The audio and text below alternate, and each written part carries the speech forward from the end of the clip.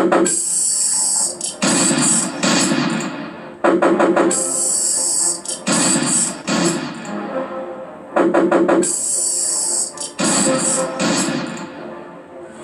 as we set off on this journey, you may already be asking, what is the point? A little early for such a question, but nonetheless someone will ask. So I'll make it simple for those with little imagination and even less comprehension. Hey, it's YouTube, and I got some free time. Remember, sometimes you get what you pay for, and since YouTube is free, don't expect much.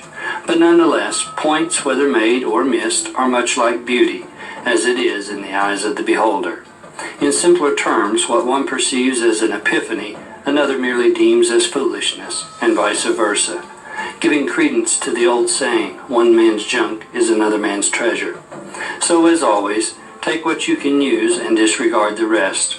However, remember, if the shoe fits, then wear it, and don't complain about the color, keeping in mind that under different circumstances, you could very well be barefoot. It has been said that with every door that closes, another one opens up. That is perhaps great for optimistic analogies, however, it is simply not a true statement. There are some doors that open to dead ends, and thus one must go back through the same door to exit. In a metaphoric way, there are some doors that once closed cannot be reopened. For example, missed opportunities, such as a job offer, or even a termination, a relationship that has ended badly, and perhaps even an accident or loss of life that can't be undone. These are doors that once closed become locked, as it were, and leaves one to hope for another opportunity, and thereby search for another door. The wonder of doors is that they are openings to somewhere else, or to something else, the entrance to where you are not, and the exit from where you are. I wanted to begin this journey with a simple riddle concerning doors, as well as truth and deception. You are faced with two basically identical doors. However, one door leads to death and destruction, while the other leads to peace and safety. The problem is you don't know which one is which. Now, above the doors are two men, seemingly identical as well, but one man is honest and the other is a liar. Again, you do not know which is which. Now, you are allowed to ask one question in order to determine which door to choose. Both men will answer that one question, bearing in mind that the honest man will always tell the truth, while the liar will always tell a lie. For example, which of you is the honest man? I am. Which of you is the liar? He's the liar. Which door is the door to death and destruction? This one. You see how it works? So what one question could you ask to know the door to safety? We'll try to come back to this later, but for now, let's take a look at some other doors. When considering the concept of truth and deception, we find that our entire life is faced with this very dilemma. We're constantly making decisions based upon our observations, and sometimes even make our choices blindly on what we call our gut instincts. It always helps to have a little light on the subject, of course, so that we feel our choices are the right ones, rather than just making whimsical guesses in life-altering situations, leading us deeper into the abyss of disaster, as it were, one bad decision after another. So in reality, it pays to look behind different doors, sometimes to gain another perspective or to broaden your knowledge of a particular subject. It all really just depends on which doors you open as to the direction you will go.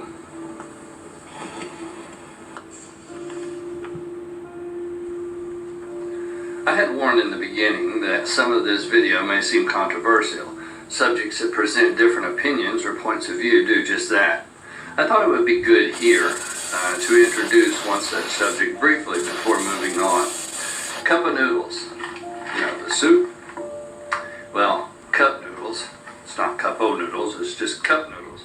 Many people believe and seem to remember it being called cup-o noodles, even though current history records that it has always been cup noodles, without the O. And the majority of people simply say that these of us remembering it with being cup-o noodles are simply just misremembering. tabulation. That's a bit ironic that a commercial from the 70s actually shows the residue of what many remember. Cup noodles, or cup-o noodles. Take a look at this and we'll move on.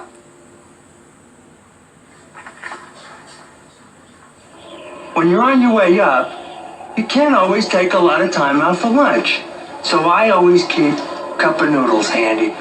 All you do is add hot water and hang around for about 3 minutes. And you got it.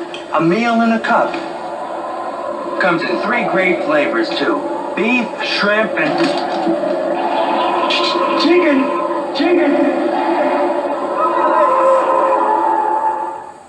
So while I prepare to enjoy my cup O, always going to be cup O noodles for me, right? Yeah. Anyway, so while I prepare to go and enjoy my noodles, you enjoy the rest of the video, if you can hang with it.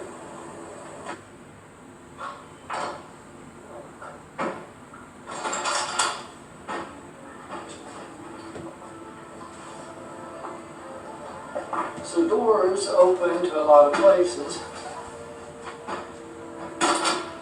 And, well, nice room. It's our anniversary. So I thought we'd bring you into another door. Limited, of course. Her leg's better. Yeah. So hi, you two. Hi, YouTube world. Yes, it's Yeah. nice. These are the kind of doors you want to go into, is places like this. This is a nice room. We get a view, televisions. Yeah. Okay. Happy anniversary. Happy anniversary. Yep. We'll call my laptop and stuff so we can take care of some things here and finish up. We were talking about doors. Doors are to good places and doors are to bad places. There's always something about a door in there. Alright, well anyway y'all, just wanted to bring you along on our journey and we'll see where we go from here.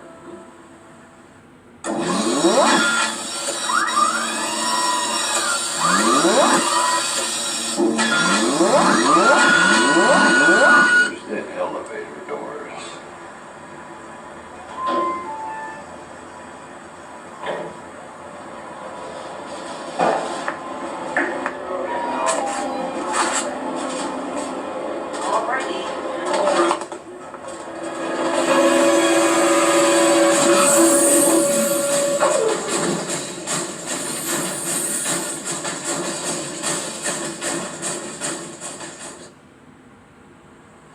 Due to time restraints and unfortunately programmed attention deficits, we will have to be brief if we hope to open many doors at all in this presentation. Since there are as many hypothetical doors of knowledge as there are stars in the heavens, we will simply just take a few minutes to peek behind some in passing. For those who have been studying what's happening in the world,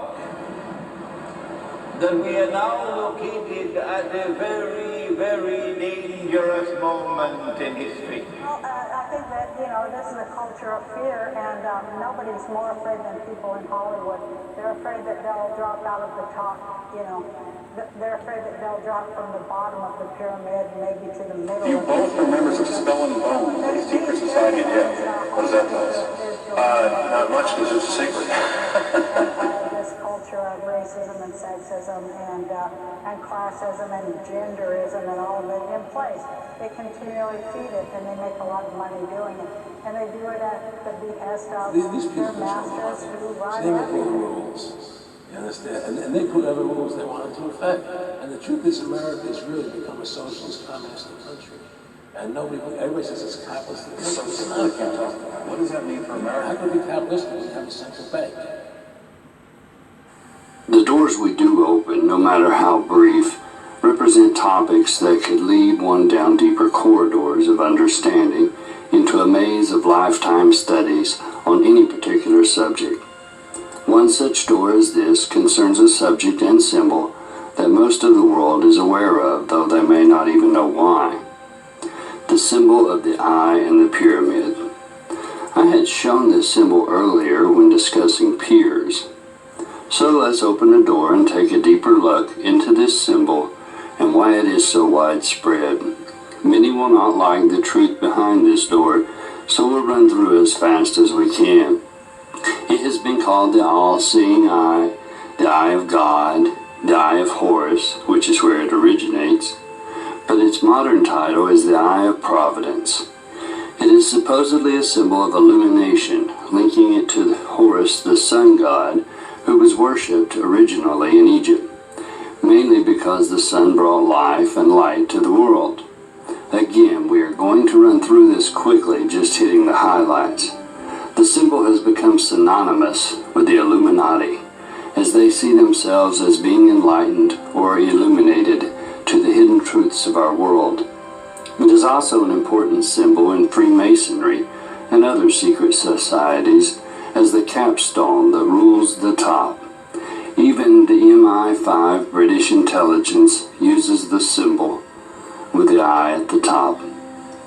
Because it has been on the #1 US dollar with the Latin words Novus Ordo Seclorum, which means New Order of the Ages or Order of the World, or basically New World Order, many people have come to recognize the significance of the symbol as a mark or a stamp of allegiance to the one world government domination, with Horus or Lucifer as the awaited ruler of the world. As we see this symbol everywhere in mass media, from Madonna and Katy Perry to Chris Brown at the BET Awards, it is easy to understand the subliminal brainwashing that is actually taking place. From old comic books to modern-day cartoons, children are continuously bombarded and conditioned to accept the system that is being set up. Even Aleister Crowley, a self-proclaimed Antichrist and practicing Satanist, paid homage to this symbol in his magic. So, if everyone relates this symbol to evil or the Illuminati, and without doubt to the New World Order, then a couple of questions need to be addressed. First, who really is at the top of this global agenda, the New World Order? A new world order. A world where the rule of law, not the law of the jungle, governs the conduct of nations.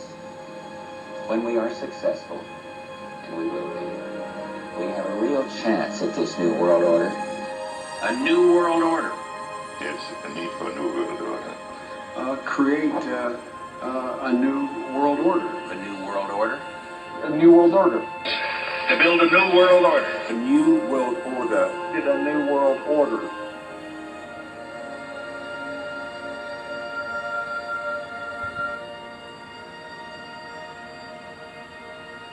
And second question, why is this symbol so blatant in the following locations? Above the Pope, in St. Peter's Basilica, the Vatican, above a Catholic statue of Mary, behind a Catholic priest, even on a priest's hat. A Catholic church in Poland, quite blatant really. The Catholic George Church in Ukraine. Atop an obelisk in Russia, inside a Russian Orthodox church. A church in Paris. Catholic church in Rome. In fact, it continues to show up in Catholic churches and cathedrals and places of worship time after time all over the world. Even in Philadelphia, Ohio, at St. Mary's Catholic Church, on the stained glass windows. It shows up on stained glass a lot of places where the sun literally illuminates the colors. San Miguel in California, St. Leodegar in Switzerland, Church of Santissima in Naples, Magdalene Cathedral in Venice, Cathedral Bruck in Germany, the Holy Trinity Church in Basilian Gate, Cathedral in Manila, Church church in Mexico. And this one I find interesting, St. Dionysius Baroque altar in North Rhine-Westphalia, the Jesuit seal, then up to the wheaten tares, and then up to the crucifix, and then above that, the Eye of Providence, dead center of this gold-ornate, almost trophy-like altar fixed between its Masonic-style pillars on each side. The places it shows up are too numerable to even begin to cover. It's even on fancy doorknobs to secret rooms. And we're not even talking about the one-eye symbolism, hidden everywhere, like the Vatican Museum courtyard. We're just looking at the Iron Pyramid, like this symbol on a Russian coin, later used on the banners of the Turkish princes and then adopted by the Knights of the Crusades. Why is this Illuminati, Freemason, New World Order, Eye of Horus so prevalent with the Vatican? Which leads us back to the first question. Who really is the driving force behind this one world agenda? It is true this Pope has been meeting with a lot of people in power, giving advice and calling for global governance, as well as for all religions to unite under one umbrella, as it were.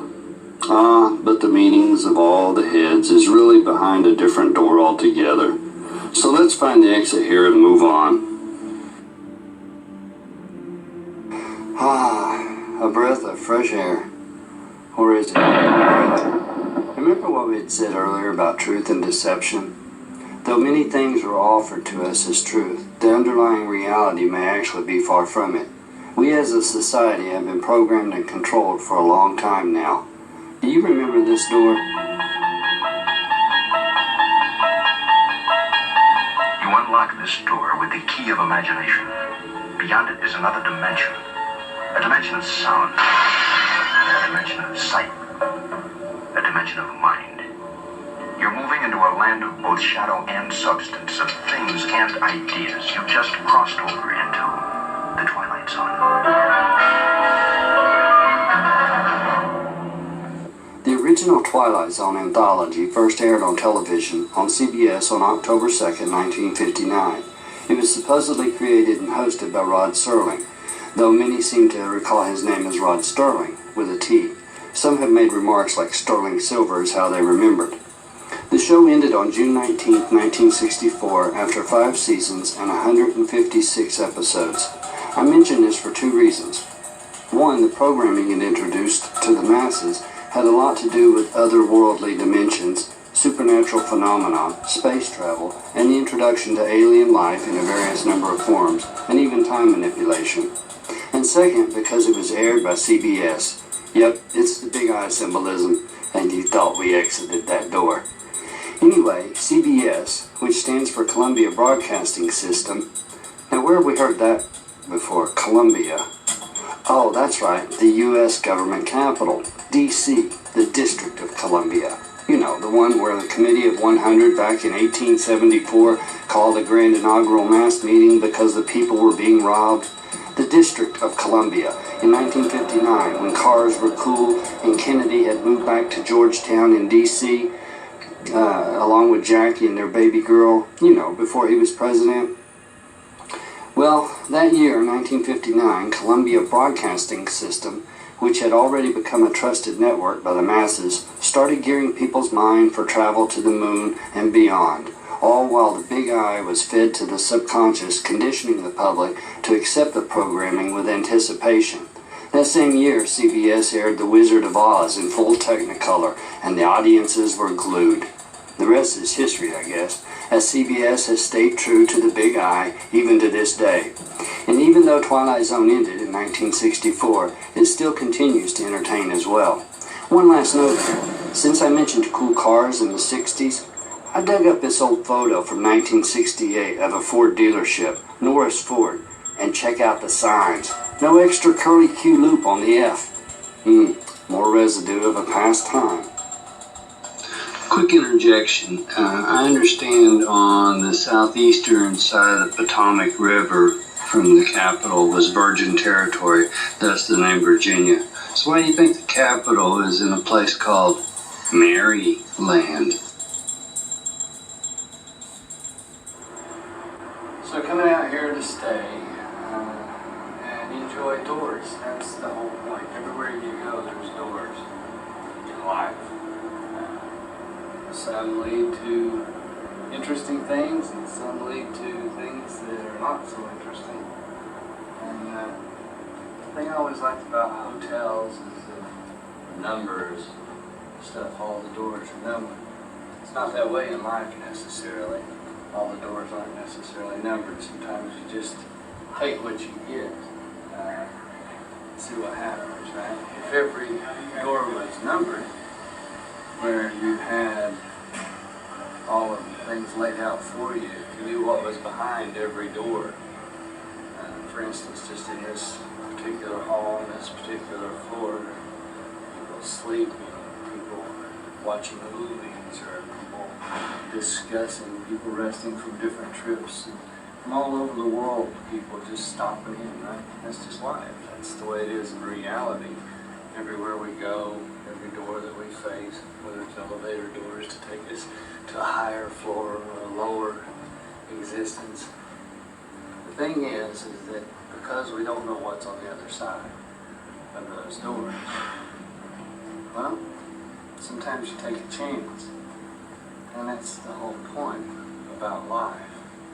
Every day that you get up, you should count your blessings, that you have breath, that the heart's beating within, because you're not guaranteed the breath. And that's the real amazing thing about life in itself. So a door, in an analogy, could be compared to just life choices, those kinds of things. And I want to say thank you for hanging out with me on this little adventure. I've enjoyed spending the time with you. I'm actually coming up, not just on the wedding anniversary here, but this is my 7-year anniversary with YouTube. And I'm probably not going to be doing a whole lot more of these videos.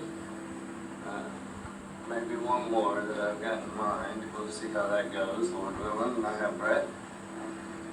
I just wanted to take you on a little adventure to look into some of the doors of life that we come in contact with. So, with that, I'll say thanks for hanging out. This is Photohelix. I'm out. Open some doors.